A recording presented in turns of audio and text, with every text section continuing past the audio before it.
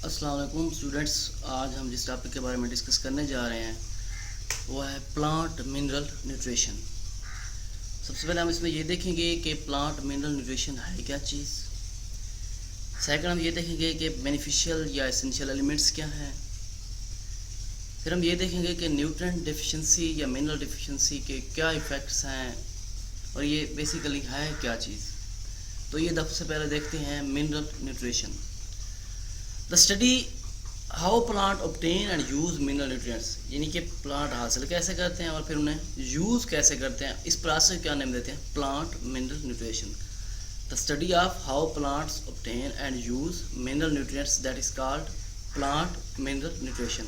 इस प्रोसेस को नेम देते हैं प्लांट मिनरल न्यूट्रिशन का। दो तरह की ये जो न्यूट्रिशन का प्रोसेस है वो है एसेंशियल एंड बेनिफिशियल एलिमेंट्स।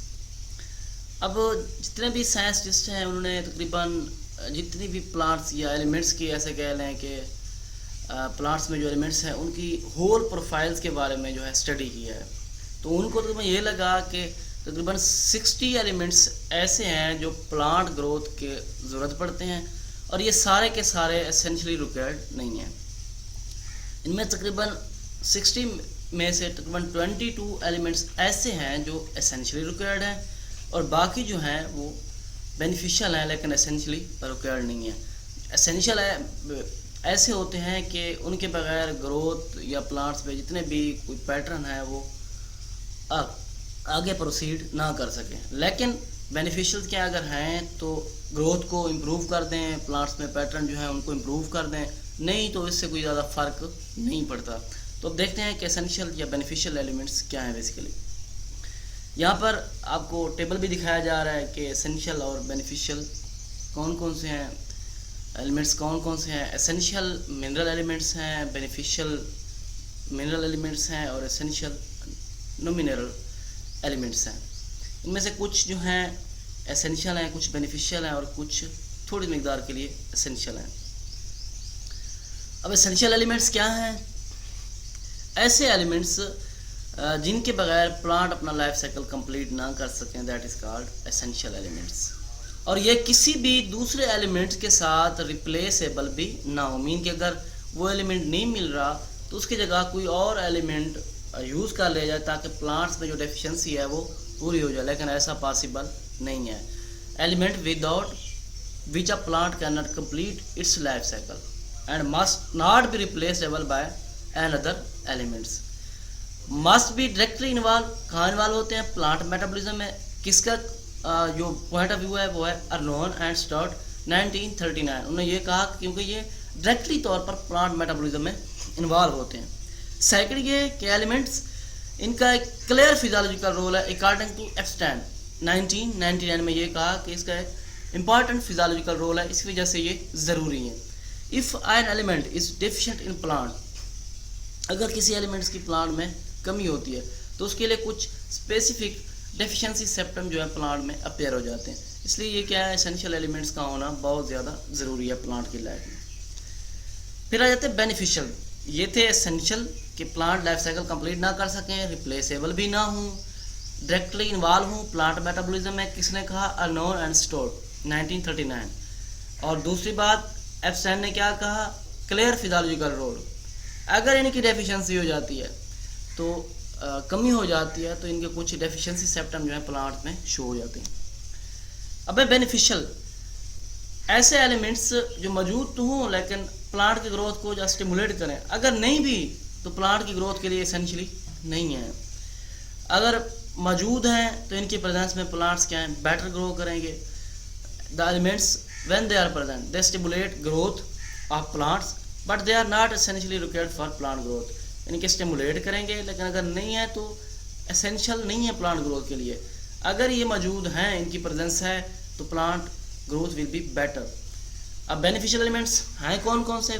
तो ये 5 हैं: सोडियम, निकल, सिलिकॉन, सेलेनियम एंड कोबाल्ट। कुछ ऐसे प्लांट्स हैं जिनमें ये एलिमेंट्स एसेंशियल भी हैं और किन किन में एसेंशियल हैं वो आगे जाके देखते हैं। सबसे पहले देखते हैं सोडियम। इसके 3 इंडिकेटर्स हैं, एक है कोचिया इंडिका, सुइडा और सरसोला। ये इसके 3 इंडिकेटर जो हैं कुछ के लिए ये क्या है, एसेंशियल है, कोचिया, स्वीडा एंड सल्सोला। निकल जो है सेकंड वन, कुछ प्लांट्स में इम्पॉर्टेंट है, कौन कौन से? जैकबीन एक ऐसा प्लांट है जो निकल की कंसंट्रेशन के बगैर अपना लाइफ साइकिल कंप्लीट नहीं कर सकता। सिलिकॉन ये भी एक एसेंशियल है, मोनोकार्ड्स में इनके ग्रासेस वगैरह। In these plant silicon deposit जो होता है सेल वाल के इर्द गिर्द पड़ा हुआ होता है, deposited around cell wall and then more resistant to environmental stress than dicots. One in rice तकरीबन 16.4% जो है deposited in its cell wall कितना होता है 16.4% जो है, और ये क्या है, resistant to environmental stress than that dicots. फिर आ जाता है सेलेनियम, ये भी एसेंशियली रिक्वायर्ड है for Astragalus, widely grown in California, और इस कॉमनली तौर पे इसे कहते हैं इंडिकेटर ऑफ सेलेनियम। फिर क्या आ जाता है कोबाल्ट, ये भी क्या है, एसेंशियल है सियानोबैक्टीरिया या रेजोबिया वगैरह में। इनके कुछ ऐसे थे जो कि हैं तो बेनिफिशियल, लेकिन कुछ प्लांट्स में ये क्या है, act as a essential elements. फिर आ जाते हैं इफेक्ट्स, एंटीगोनिस्टिक इफेक्ट। इनके अगर एक एलिमेंट की कंसंट्रेशन या लेवल जो है इंक्रीज हो, लेवल या कंसंट्रेशन एक की इंक्रीज हो जाता है, तो सेकंड क्या हो जाता है, lower down the concentration of other elements या इफेक्ट अदर न्यूट्रिएंट्स।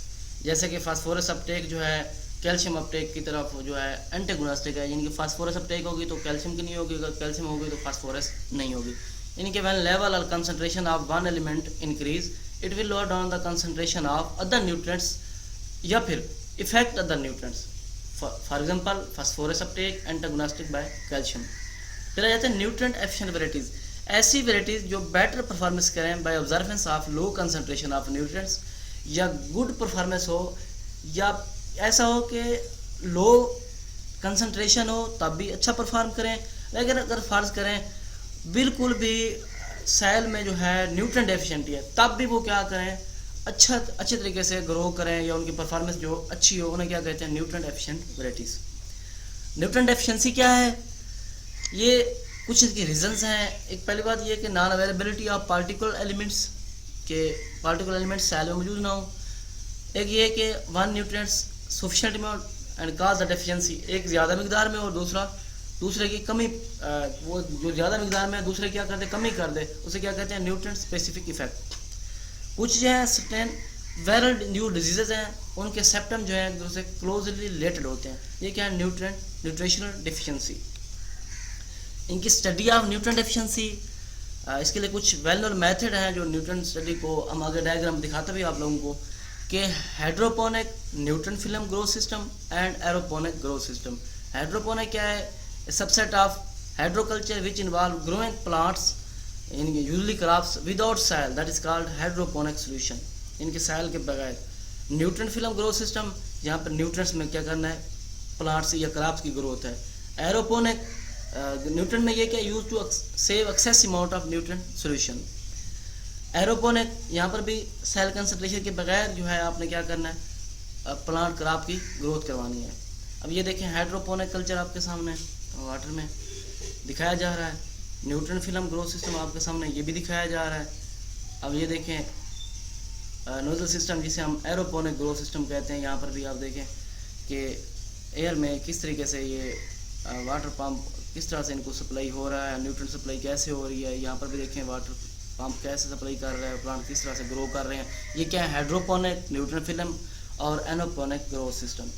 जी स्टूडेंट, ये था हमारा आज का लेक्चर जिसमें हमने कुछ जो है न्यूट्रिएंट्स डेफिशिएंसी सिम्टम्स या उनके अलावा मिनरल न्यूट्रिशन या एसेंशियल या बेनिफिशियल एलिमेंट्स, उनके साथ मैंने आपको टेबल भी दिखाया, इसमें हमने कुछ उसके इफ़ेक्ट्स भी देखे हैं। फिर हमने न्यूट्रिशनल डिफिशिएंसी के बारे में भी डिस्कस किया, उसकी टाइप्स भी बताई हैं कि hydroponic, nutrient film growth system और एरोपोनिक। डायग्राम में आप दिखाया भी गया है हाइड्रोपोनिक, एरोपोनिक और न्यूट्रिएंट फिल्म ग्रोथ सिस्टम।